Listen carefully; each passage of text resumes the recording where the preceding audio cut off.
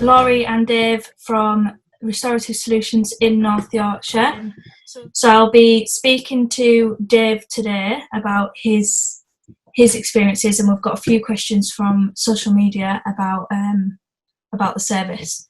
So if I start, Dave, by asking you to tell us a bit about yourself.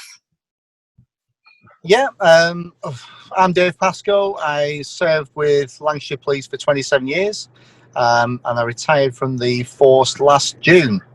I got involved with Restorative Justice in around 2007. I spent 13 years on the firearms unit. And I'll be quite frank with you, when I first heard about RJ, I thought, what a load of rubbish. Soft option for offenders.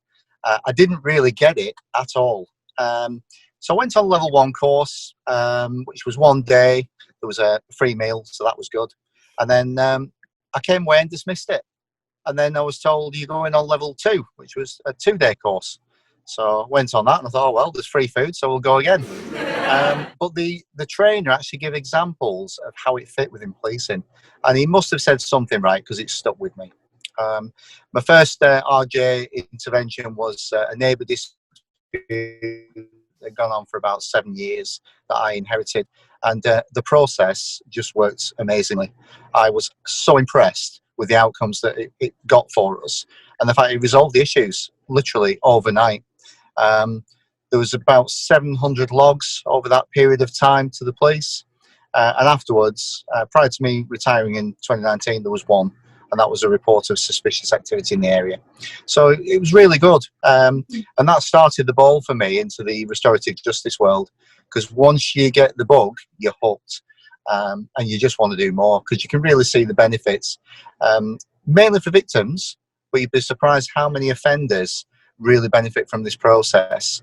I want to say offenders, I mean people who cause harm. Because sometimes it's acts of stupidity rather than criminal intent, especially amongst young people. And just to be able to have that conversation about, do you understand how that impacted on that other person? And what do you think you could do now to make things better? Who's affected by what you did? These simple questions really can have an impact on people. And when they realise the harm that they've caused, it's the vast majority of people tend to go, yeah, I'm sorry for what I've done. I really want to make amends. Let's change the way I do things and improve on it. Definitely, yeah. So if you had to describe restorative justice in a nutshell, what would you say? I would say it affords people the opportunity to really have a say about how they've been affected by an incident. In my experience, some people want an apology. Other people, they don't want to listen to anything the other person's got to say. They just want to say, you listen to what effect your actions have had on me and deal with it. I'm now getting on with my life.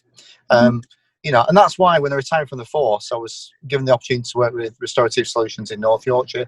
And to be honest, I jumped at the chance because it's just such a good experience. What would you say has been your most challenging case? And what would you say has been your most rewarding case? I think they're all challenging in their own right, because you've got individual personalities, you've got strong characters, you may have offenders that don't want to participate for one reason or another, and just explaining the process and getting them to understand the crux of the matter of what they can actually achieve with it. That's the biggest challenge, is getting people to agree to the process. Rewarding, I think on every case on its own merits has been rewarding, but there's certain ones that really stick with you. And obviously one that I think we're going to discuss later on in this week or next week is all about the death by a dangerous driving incident, one of my first big cases in North Yorkshire. And the impact of that on the two mums was massive. And let's say with restorative justice, you do so many cases, but you remember everyone that you've done the cases with. Yeah. So since I started, even down to the very low level incidents, I'm on about 268, 269 cases now. And that's a lot over a period since 2007. But it's because I really enjoy the work and you can see the benefits for everybody concerned.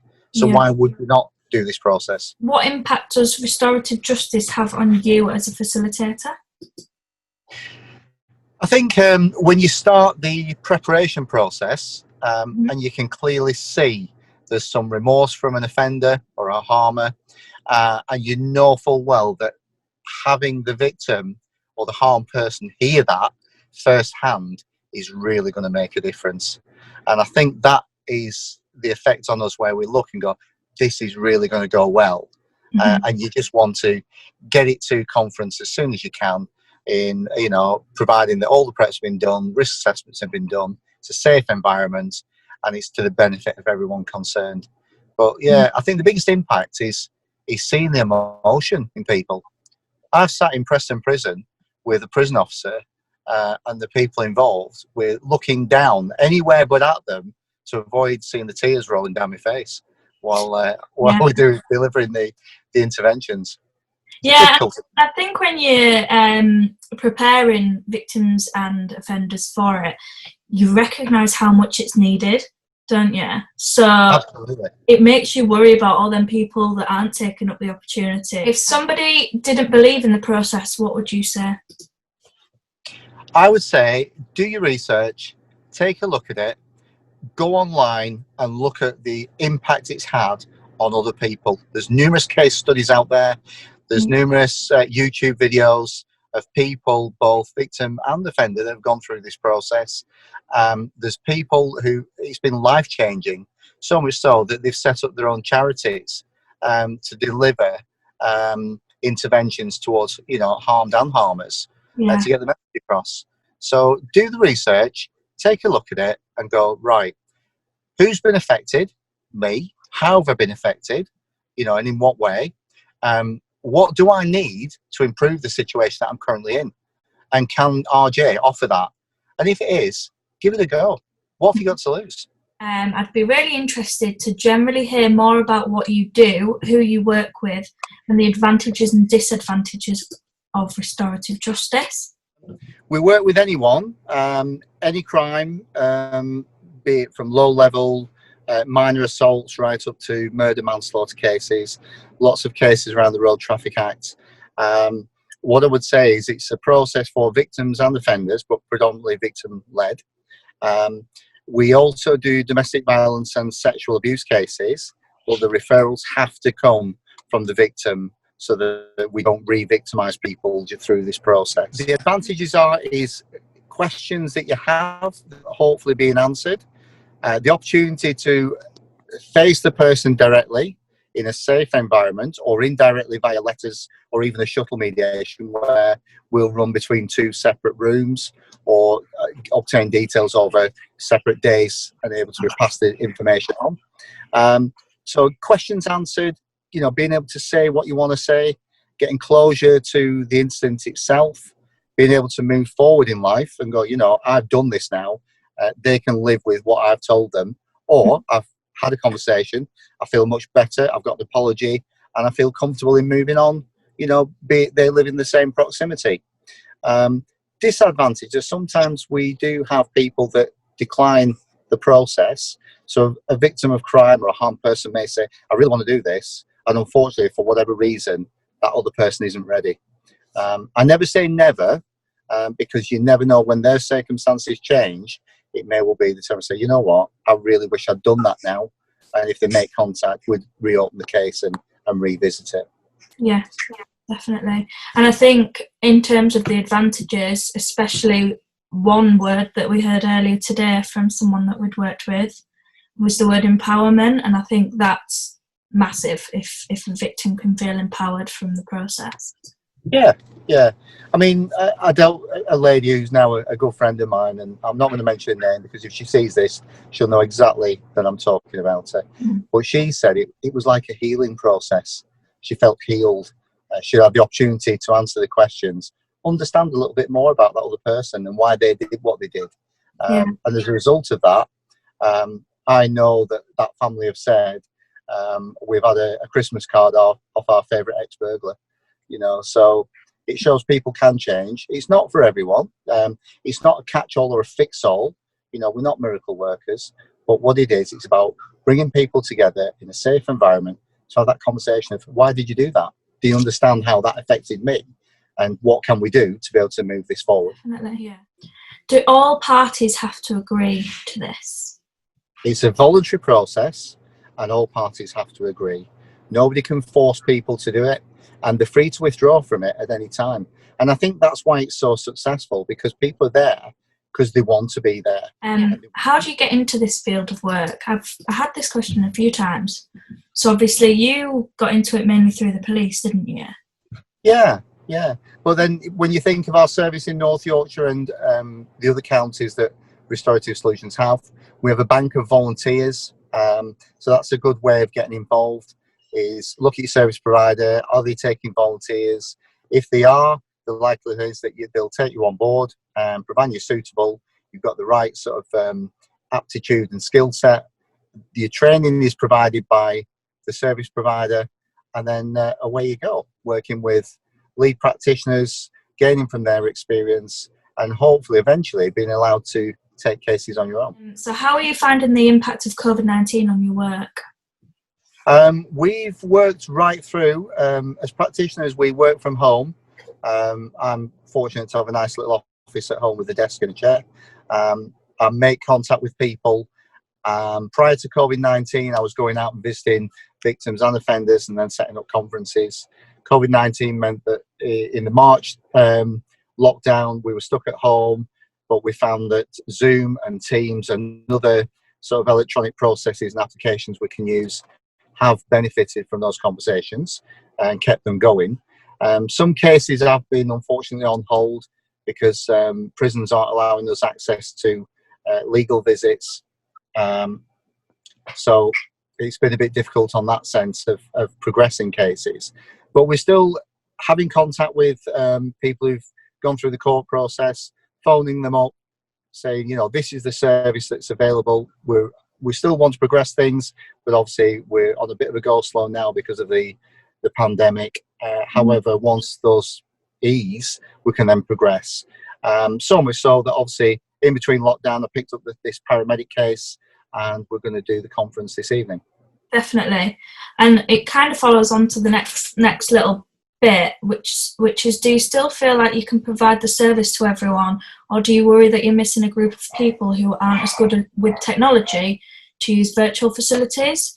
Which I think we are and we aren't. So I think we work around it as best possible. I mean, we've been doing socially distanced meetings, haven't we? And we've placed cases on hold. We've been calling people, doing things over the phone if possible, keeping the contacts, ringing them at a later date if possible. I think there's been a couple where we have had to put them on hold and people have dropped out because of how long they've had to wait, which is a shame. But I think often if we prepare people enough, then they'll stick with us, if that makes sense. Do you agree? Yeah. A lot of it is keeping people informed of where you are, where we're up to with the case, what we're doing now, what we can do, and the physical barriers that we can't do anything about. Just going back to lockdown, obviously when it eased, we still had the restrictions of you couldn't meet people from outside your own household in a building. So when we were looking at cases, I delivered a racial aggravated assault case in Museum Gardens in York. 4 deck chairs, went, sat in the gardens. Thankfully, it was a nice day. We had umbrellas and things just in case. But we managed to have that conversation quite privately because we'd secured ourselves off to one side.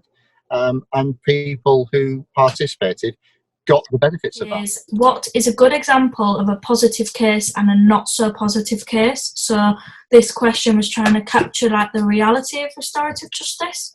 I mean, a good example is where obviously the case with the burglar and the lady I mentioned who's now a good friend of mine, she felt healed and she got answers to all the questions. And if anything, they've kept in touch. So, and she no longer sees the individual as he's a criminal, you know, he's changed. His circumstances were not great, but he's made real efforts to address his behaviour, change his life around and move forward in a positive way. So when you see things like that where people can meet over a coffee, sit down and say, who'd have thought that we met through, you know, being one extreme of the criminal justice system to the other, where, you know, never committed any offences, to prolific offender, and now they're having a conversation over a coffee like old friends. Yeah. Now that's a really good outcome. Another outcome, I suppose, that wasn't so good was where the RJ conference actually broke down, because I think despite all the preparation we'd done, one individual, all he wanted to do was try and have the opportunity to belittle the other person, and he tried to record the conference, and when he was challenged, he was quite abusive. But then obviously he showed his true colours, so that meant that as police officer at the time, I could deal with that issue in a different way, and we could start bringing legislation in to protect the other family who'd also been subjected to quite a lot of abuse and false allegations. But there was no evidence to suggest who was at fault until that actual conference. So despite it not going the way I thought it would, we still got a positive outcome at the end of it. Yeah, definitely. And I think you'll agree with me when I say that that is quite rare. We don't often get cases that don't go the way we plan. Yeah. So I will let you go to you're doing a conference now. Okay, so I am. Okay, so Dave's now gone to do his conference, but I thought I'd just answer the last couple of questions that we got. What if the victim wanted to talk to the perpetrator, but the perpetrator didn't? So this was sort of answered earlier. So it is a voluntary process to all participants. So if the perpetrator is not willing to go ahead, then the conference can't go ahead. Purely because if you're putting two people together and one of them is being told they have to be there, then they're not going to get the same benefits and outcomes of the meeting as they would if they were there on a voluntary basis. So we will do everything that we possibly can to persuade and help the perpetrator to understand why it will be beneficial for them to be there. But if they decline the opportunity, then we won't go ahead with the meeting. Is there statistics for how often the victim feels it has been a positive experience afterwards? Now, there is statistics for that. I've got them down because I prepared myself earlier. Overall, there's an 85% satisfaction rate for victims according to government research. In terms of our service in North Yorkshire, for all that have given feedback, it's 100%. Victims have felt it's a positive experience, and we've had some really good cases where people have really benefited from restorative justice. Not even just to say people that have met face to face, but people that have sent letters, people that have been in contact via practitioners or using shuttle communication, but also we have had people that have had a positive experience when there's actually been no RJ outcome. So that's it from us today. Thank you very much for listening.